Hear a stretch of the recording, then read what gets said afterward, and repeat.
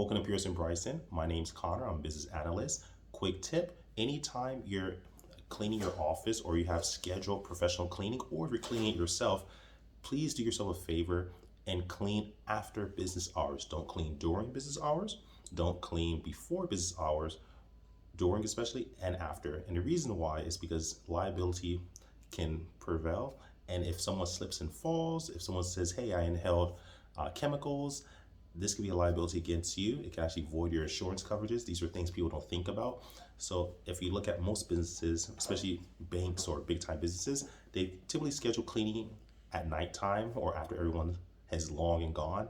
Be very, very careful because slip and falls are a number one cause of why businesses get sued, especially workers' comp. So be very, very careful. Schedule your professional cleaning, or if you're cleaning your office yourself, schedule it after your employees are already off the property. If they're working overtime, this could be an issue. Like, subscribe, share. Welcome to Pearson Bryson. Ciao.